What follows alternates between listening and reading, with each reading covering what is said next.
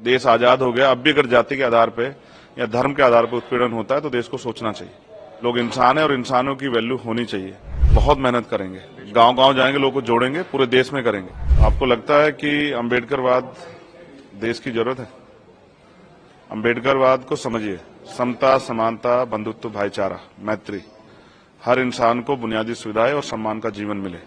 और ये हमारी जिम्मेदारी है कि अगर गवर्नमेंट कोई काम करे तो वो जाति धर्म से ऊपर उठ के सभी के लिए हो। गवर्नमेंट की कोई पॉलिसी ऐसी ना हो जिसमें किसी का कोई नुकसान हो। निगेटिव सोच के साथ गवर्नमेंट काम ना करे, पॉजिटिव सोच के साथ काम करे।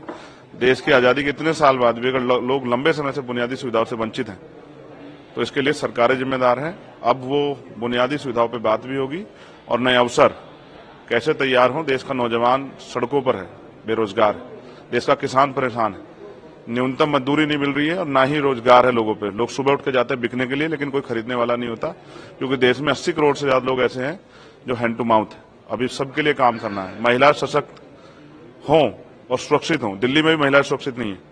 उन महिलाओं को फील कराना है कि वो भी इस देश में बराबर की इज्जत के साथ जिए। अभी तो सरकार ने सब झूठे वादे किए।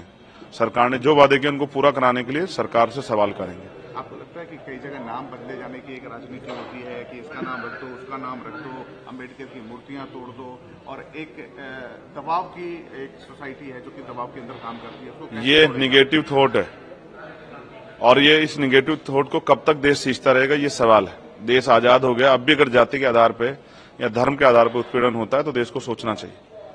लोग इंसान है और इंसानों की वैल्यू होनी चाहिए। अगर कोई जाति धर्म के नाम पे किसी का शोषण करेगा तो ये एक्सेप्ट नहीं किया जाएगा। और लोग मरने के लिए पैदा नहीं हुए, चाहे वो माँ सोने की चम्मच से दूध पिलाने वाली माँ हो या चाहे वो टूटी चम्मच से। हर माँ को अपने बेटे से प्यार है। सबकी जीवन सुरक्षित होना चाहिए। एक आखिरी सवाल है आपसे।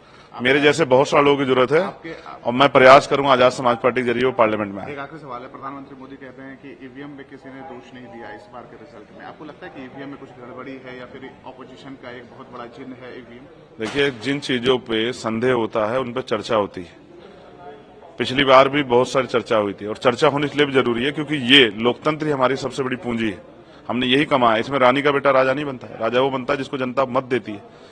तो अगर कहीं भी संदेह होता है तो उस पर सवाल खड़े होने चाहिए और उसका जवाब उसको इलेक्शन कमीशन को भी और सरकार को देना चाहिए। एक्सपेंशन कैसे करेंगे यूपी में? बहुत मेहनत करेंगे, गांव गांव जाएंगे, लोगों को जोड़ेंगे, पूरे देश में करेंगे।